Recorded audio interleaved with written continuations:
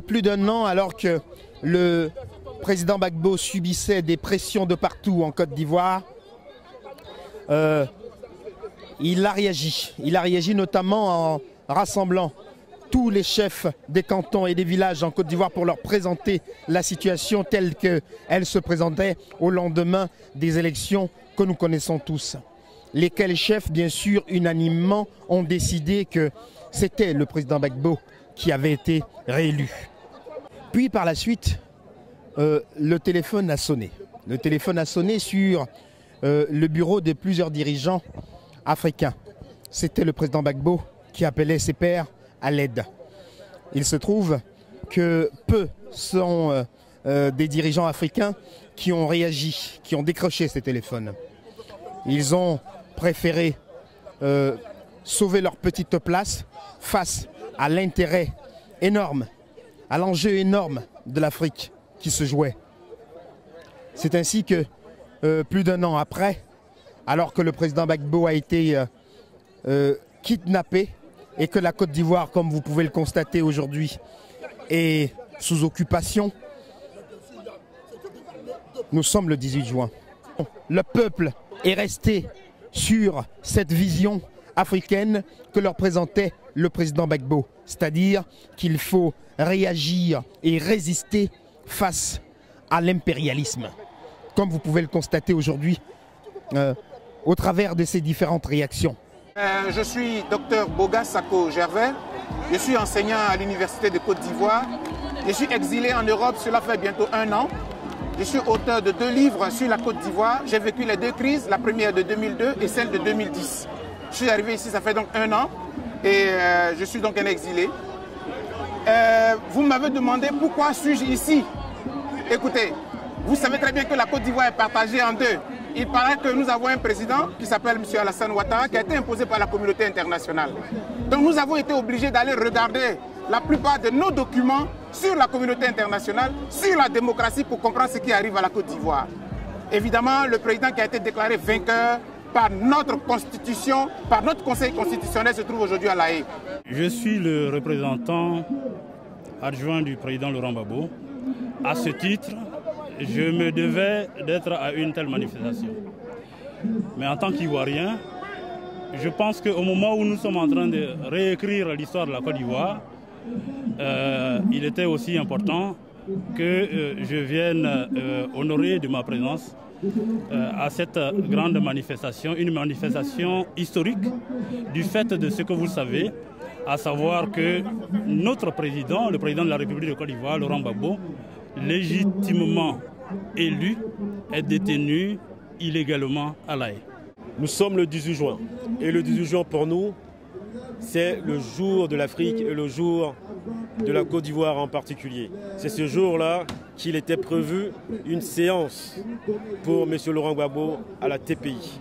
Il se trouvait que cette séance a été reportée. Mais nous gardons la mobilisation, nous gardons la détermination, c'est pour ça que nous sommes là aujourd'hui. Et j'aimerais que pour le 13 août, pour ce 13 août-là, que tous les Africains, tous les Ivoiriens viennent dans ce projet de train de la liberté, qui est déjà en route. Et nous sommes sur ce chemin-là.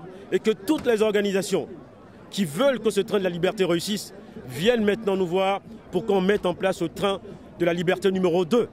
Et ce train de la numéro 2, c'est un train de tout le monde. Il ne faut pas qu'on se disperse. L'émotion est si grande qu'elle est indéfinissable en fait. Et c'est en fait le symbole de l'homme même pour lequel nous sommes là. C'est un homme qui réunit. Cette cour est une cour unique et partiale. Donc, nous, Africains, nous considérons que cette cour n'a pas le droit de juger notre roi, notre président. Voilà. Et nous ne pouvons pour rien au monde. Il est hors de question que nous pensions même, que nous imaginions même que le président soit jugé par cette cour. Quelqu'un avait dit que l'homme noir n'était pas rentré dans l'histoire. Laurent Gbagbo est rentré dans la géographie. Oui, président de la République de Côte d'Ivoire, il est déjà un grand Africain. En son nom, tous les Africains réunis ici viennent pour réitérer leur indéfectible attachement aux valeurs de la démocratie et en celui qui l'incarne. Un procès reporté ne saurait mobiliser tant de monde. Qu'en serait-il advenu si le procès était maintenu? C'est un homme du peuple et ça se vérifie aujourd'hui. Le report d'une audience judiciaire aussi colossale qui ne décourage pas les Ivoiriens et les Africains de partout dans le monde et qui ont convergé en si grand nombre ici à La Haye. En tout cas une victoire pour celui qui est incarné de façon injuste à La Haye, là où il ne devrait pas être.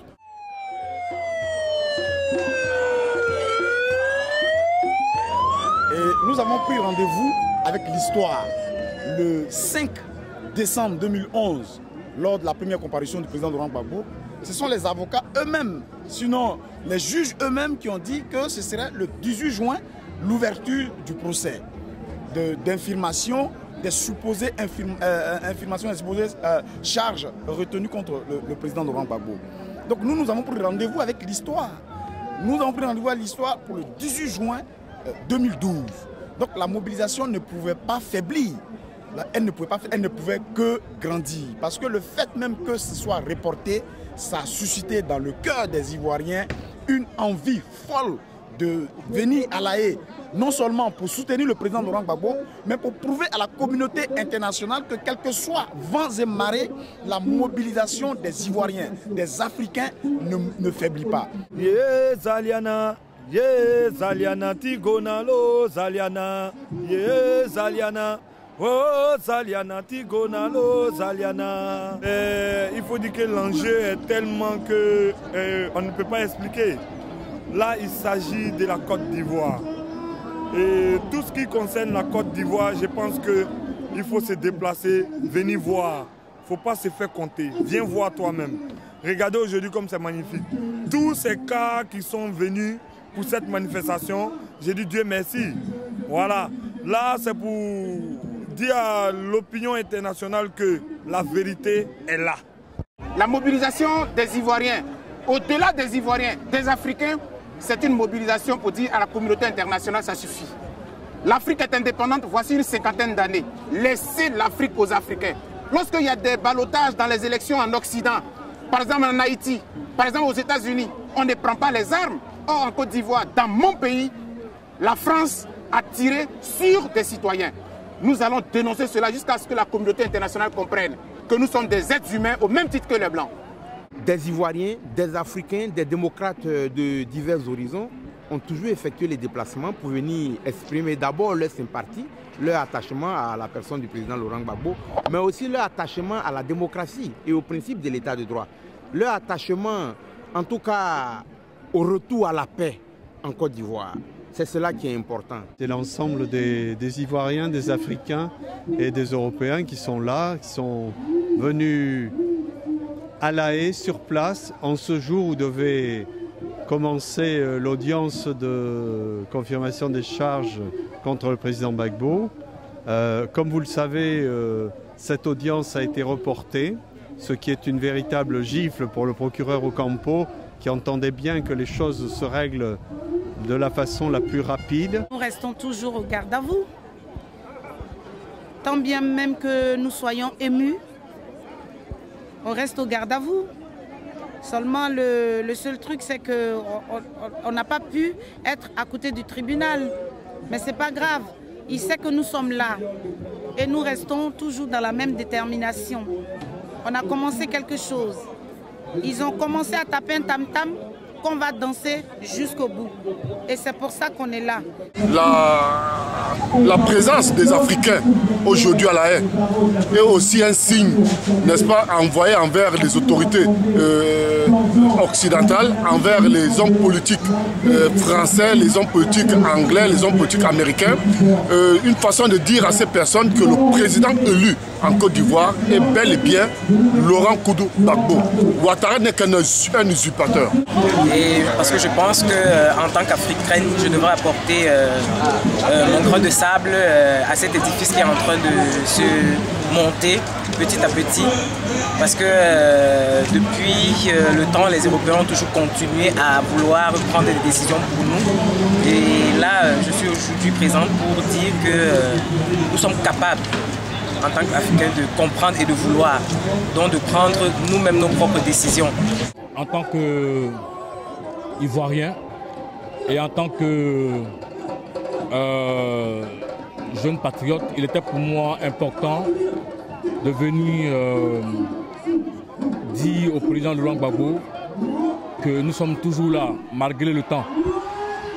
Que nous sommes toujours là malgré le temps. Que rien n'a changé et qu'il a le soutien de son peuple et que nous viendrons le faire sortir d'ici peu. Aujourd'hui, nous faisons une mobilisation, mais nous disons que le 13 juin, nous marchons. Nous marchons, quelles que soient les décisions, nous marchons. On appelle tout le monde à venir marcher cette fois-ci. On ne va pas rester dans un parc. Venez tous marcher, venez soutenir le président Gbagbo et venez soutenir la libération de l'Afrique. Oh, c'est pour nous toute la symbolique. C'est pour nous toute la justification de ce que le véritable président de la République de Côte d'Ivoire, le président constitutionnellement investi, s'appelle Laurent Gbagbo. Et nous sommes là pour le lui témoigner. Nous sommes là aussi en marge du procès, de l'audience, demander sa liberté, sa mise en liberté conditionnelle ou provisoire. Nous sommes là, c'est le mot d'ordre, nous demandons que Laurent Gbagbo recouvre la liberté. Car il n'a pas été élu par le peuple de Côte d'Ivoire pour être à la haie. Depuis sa création, la CPI, le TPI, assiste à quelque chose qui ne s'est jamais produit par le passé. Si Laurent Gbagbo est un dictateur, les Ivoiriens et les Africains aiment leur dictateur, réclament leur dictateur, qu'on nous rende nos dictateurs et nous irons en Côte d'Ivoire avec lui.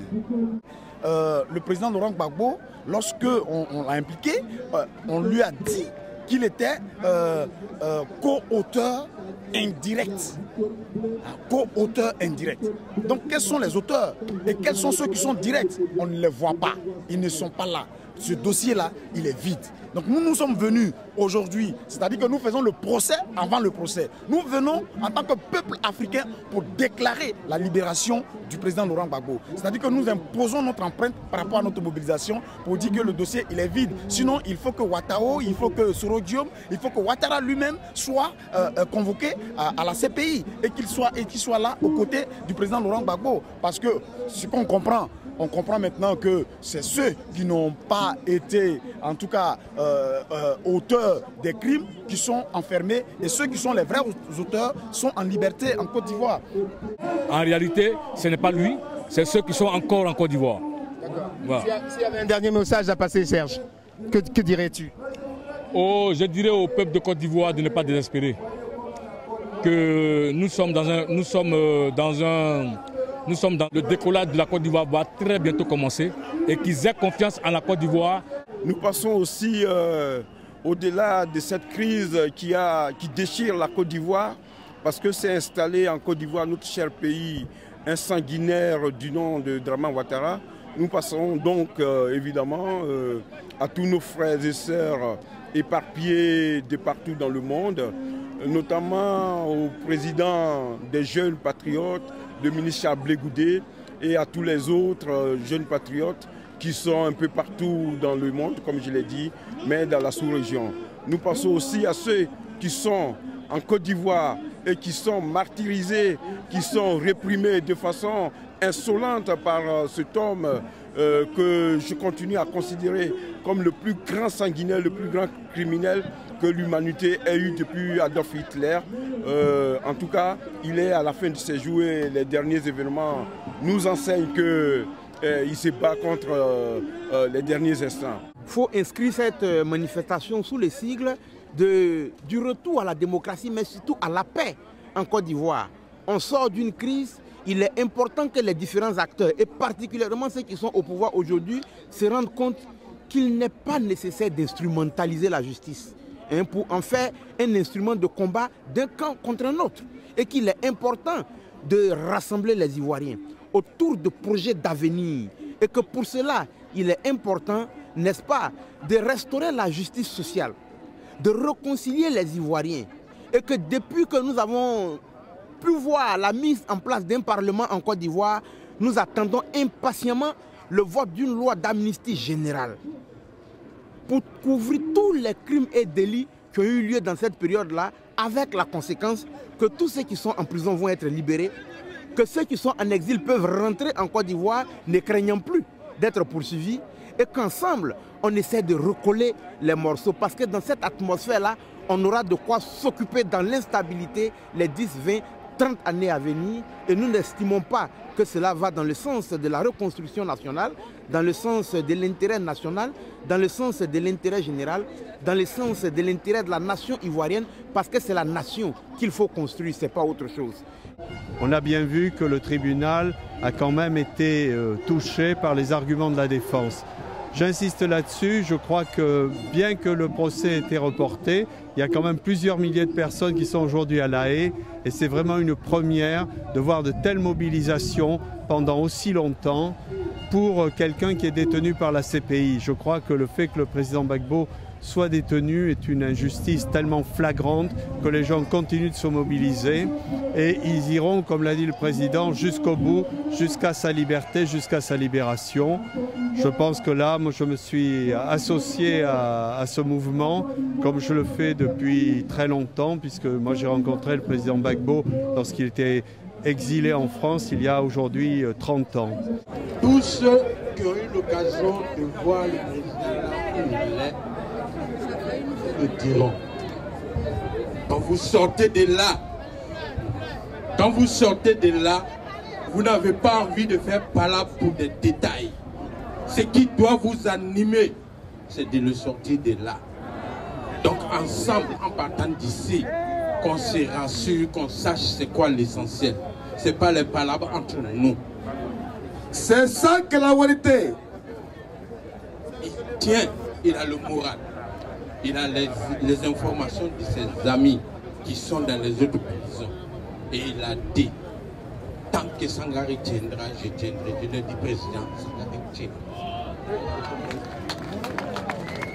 Donc, assez d'émotions, mais ce que vous devez comprendre, c'est qu'en partant d'ici, que chacun travaille, vraiment accepte l'autre pour que l'essentiel soit que notre président sorte de là. Je vous remercie.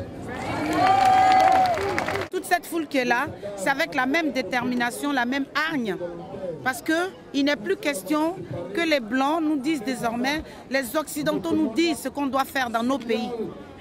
Le plus important que nous, ils doivent savoir aujourd'hui, c'est que désormais, la Black Power s'est levée, elle s'est levée, elle n'est pas prête à s'asseoir.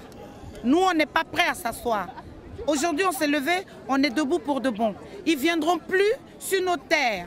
Ils ne viendront plus sur nos terres qu'ils pillent pour nous dicter ce qu'on doit faire. Ce ne sera plus à eux de choisir nos présidents. Nos présidents c'est notre affaire, c'est nous qui devons les choisir. On a été à l'école, nous ne sommes pas des ignares. Nos présidents de ces 30 dernières années en Afrique, c'est des gens qui ont fait l'Occident. Donc ils savent comment ces gens fonctionnent. Ils savent comment est leur politique. Ils ne peuvent pas rentrer chez eux et l'occidental va les suivre là-bas pour leur dire ce qu'ils doivent faire de leur nation. Nous, on a élu Koudou Laurent Gbagbo, c'est lui qui est notre président. On l'a choisi. Alassane Ouattara n'est pas de chez nous. Mais il doit savoir une chose, ce monsieur. Quand tu arrives dans une case, qu'on te donne à manger, rappelle-toi de ce que cette personne a fait pour toi. Maintenant, si lui, il a oublié ça, nous, on va lui montrer quelque chose. On va ouvrir nos narines. Il va voir dedans. On ira jusqu'au bout.